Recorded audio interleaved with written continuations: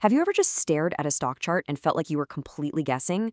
I mean, what if there was a way to actually decode the story the market's telling you, to understand what's really going on behind all those price swings? Well, let's dive into this, because about 100 years ago, one man created a framework to do exactly that. And that's where a guy named Richard Wyckoff comes in. He was a real pioneer in technical analysis. He didn't believe in some secret magic formula. Nope. Instead, he saw the market as this single, intelligent player, driven by the simple laws of supply and demand. And he created a logical method to interpret its every move.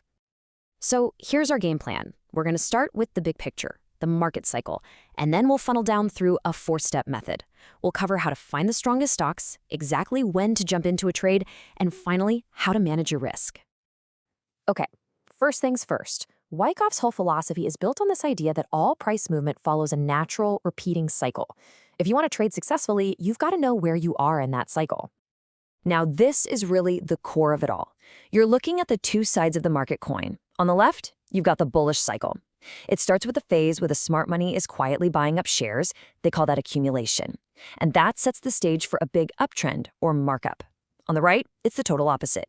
After a big run-up, you get distribution, where those same informed players are selling, and that leads right into a downtrend or markdown. It's the whole cycle, right? Smart money gets in, and then smart money gets out. Let's zoom in on accumulation. Seriously, think of it like this.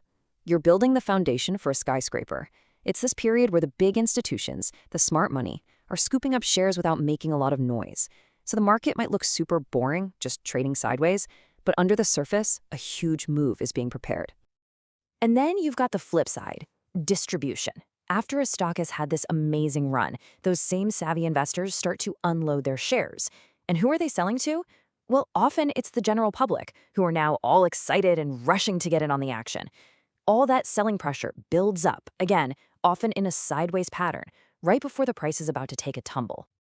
So, knowing the market cycle is your foundation. Great. But how do you actually use it? Well, Wyckoff developed this very systematic process that works like a funnel and helps you narrow your focus from thousands of stocks down to just the absolute best trading opportunities.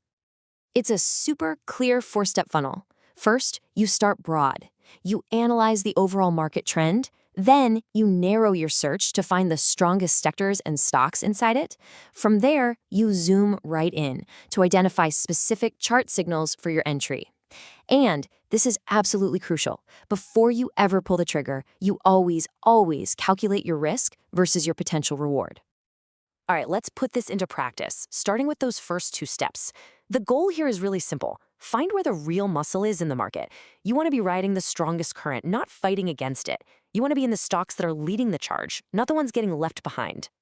Wyckoff's idea of relative strength is so simple but so incredibly powerful. See, a strong stock isn't just one that's going up. No, it's one that's going up faster or holding its ground better than the overall market. On the other hand, a weak stock is one that falls faster or just can't seem to rally even when the market is. It's all about finding the leaders and avoiding the laggards. And this chart is a brilliant example at the sector level. Look here. In late September, the tech sector, which is represented by XLK, it broke above its recent high. But notice the broader market, the S&P 500 or SPY, it didn't. Then when the market, SPY, made a new low in October, what did the tech sector do? It held firm. That is a massive signal that technology was the place to be looking for strong stocks. Here's another fantastic example, this time with an individual stock. Back in June and July, the S&P 500 was correcting. You can see it making a lower trough. But look at Consolidated Edison, ED. It made a higher trough and then just blasted off to new highs while the market was still weak. I mean, that's the textbook definition of relative strength. Okay, so we found a strong stock in a strong sector. Now for the million-dollar question. When do you actually click the buy button? Wyckoff identified some very specific price and volume patterns that act as our green light. The first one is a real classic. It's called the high volume springboard. So after a stock makes a good move up, it often pauses and just trades sideways for a bit. That's consolidation. What we're looking for is a powerful surge off the bottom of that trading range, off that support level. And this is key. It has to be accompanied by a big spike in volume. And here's a perfect example in Boeing. After a run-up, it traded sideways in November. See that support level right around $62? In late November, the price dips down towards it, then springs right back up. And that massive volume spike, that's your signal.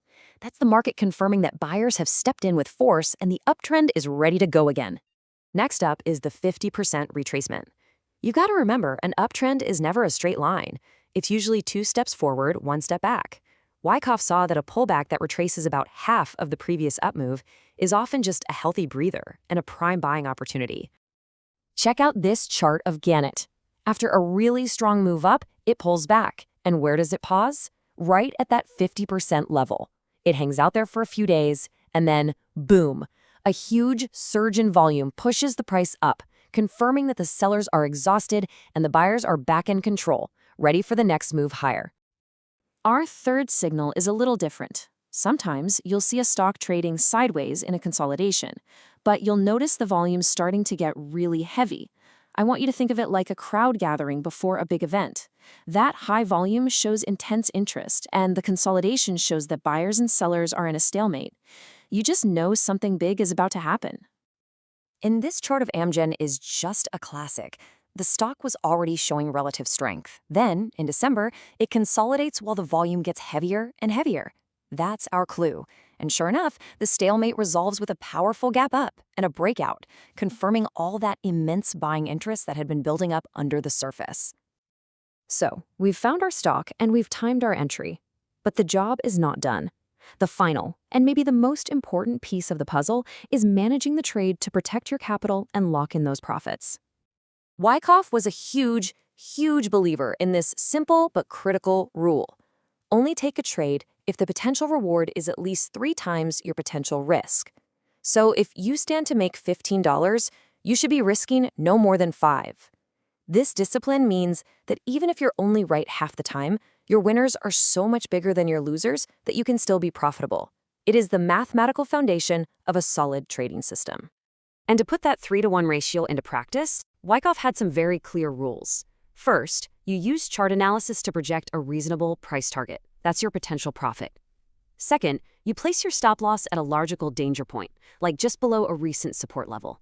If it breaks that level, your trade idea is probably wrong anyway. And you've got to give the trade some wiggle room. Don't set your stops so tight that normal price fluctuations knock you out. Then, as the trade moves in your favor, you trail your stop up to lock in those hard-earned gains. And that brings us to our final thought. You know, the Wyckoff method was created with a pencil and paper long before high-frequency trading and complex algorithms. Yet it's all based on the timeless principles of human psychology, of fear and greed, of supply and demand. So the real question is, in today's digital markets, could understanding the human story behind the price still be the ultimate edge?